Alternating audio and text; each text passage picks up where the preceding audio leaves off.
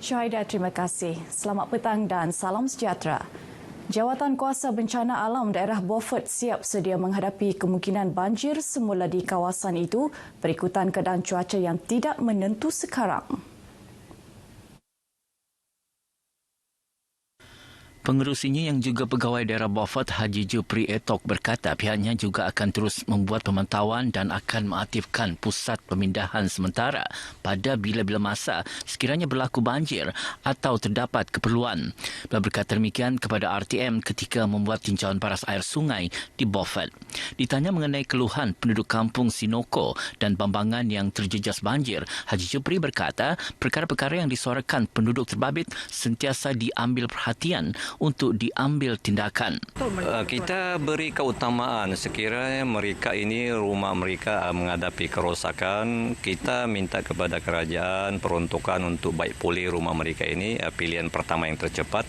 Tetapi sekiranya rumah ini tidak dapat dibaiki, kita cari tanah kerajaan, tanah kalau mereka ini tidak ada tanah, kita masukkan PPRT tahun depan. Sementara itu, tinjauan kru RTM mendapati penduduk terjejas banjir sibuk membersihkan kesan banjir di kawasan masing-masing.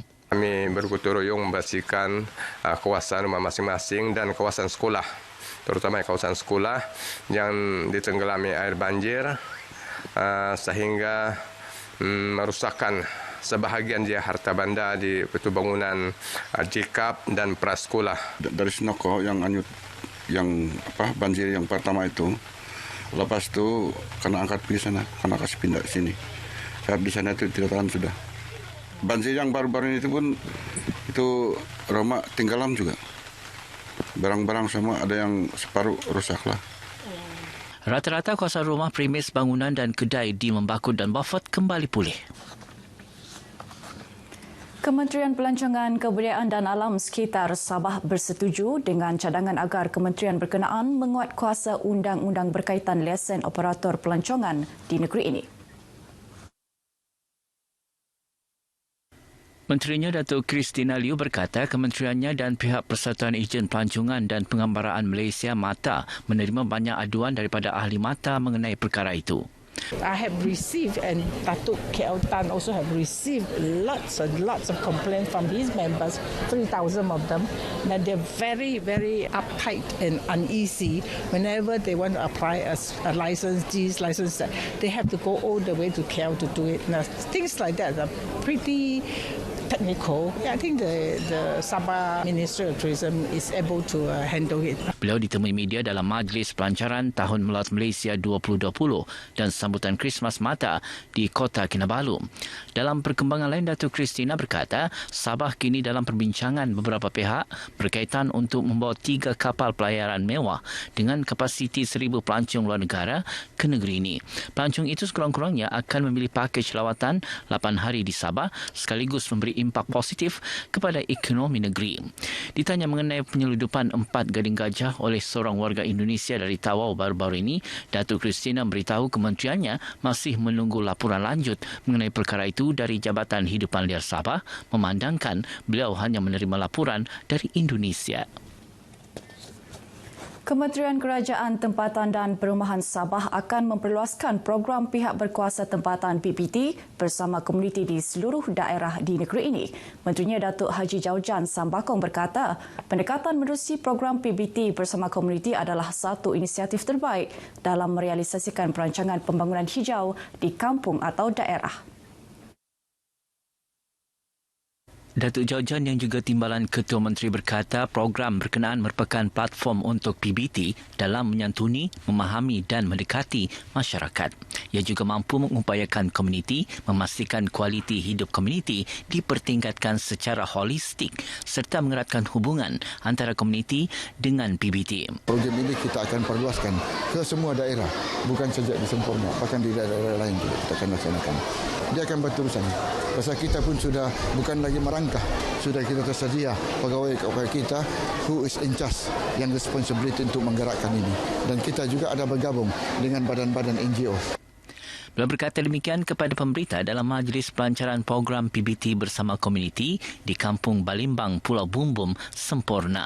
Program 2 hari bertemakan Komuniti Ku Sayang berkenaan diisi pelbagai acara, antaranya pertandingan laman hijau seiring dengan hala tuju PBT hijau, sukanika, pertandingan mewarna untuk kanak-kanak dan menanam pokok. Kerajaan negeri akan mengenal pasti status tanah Kampung Titingan Tawau yang terlibat dalam kebakaran pada 7 Disember lalu.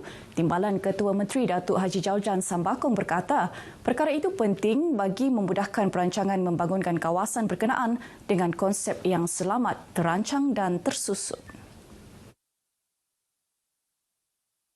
Datuk Jaujan yang juga Menteri Kerajaan Tempatan dan Perumahan Sabah berkata buat sementara Majlis Perbandaran Tawau MPT diminta untuk memantau agar penduduk tidak membina semula rumah di kawasan berkenaan. Ini bagi memudahkan perancangan pembangunan lebih teratur dapat dilakukan di kawasan berkenaan. Bukan mudah, kita rasa itu semua. Tapi tidak ada jalan singkat untuk kita buat serta-merta. Ini akan ada proses yang teratur, pasal ini melibatkan tempat tinggal. Beliau berkata demikian selepas melawat tapak kebakaran di Kampung Titingan Tawau. Dalam kejadian 4.30 petang pada 7 Disember lalu, lebih 20 buah rumah musnah melibatkan 116 penduduk terjejas. Kombo RTM Sabah terus mendapat pengiktirafan apabila dijemput untuk sama-sama menjayakan konsert Kupi-Kupi FM 2019 yang berlangsung di Pusat Kebudayaan Penampang semalam dengan disaksikan lebih 3,000 orang. Kombo RTM Sabah membuka tirai persembahan konsert Kupi-Kupi FM 2019 dengan lagu instrumental dan mengiringi artis Tika Bolong dengan lagu Bukan Suka-Suka. Ketua Kombo RTM Sabah Raymond Skudat berharap Kombo RTM Sabah dapat diketengahkan dan diiktiraf agar setaraf dengan pemain muzik yang ada di Sabah maupun Malaysia. Lebih kepada pengiktirafan bagi kami sendiri. Sebab kami dipanggil untuk berpersembahan selain di jabatan, bermakna kita diiktiraf di luar sana. Maknanya kita setaraf dengan kumpulan pemuzik lain di negeri Sabah ini maupun di Malaysia. Beliau berkata Kombo RTM Sabah bukan hanya membuat persembahan untuk RTM, malah penganjur konsert luar juga boleh menjemput mereka. Ini secara tidak langsung dapat menaikkan nama jabatan sekaligus Kombo RTM Sabah akan lebih dikenali ramai.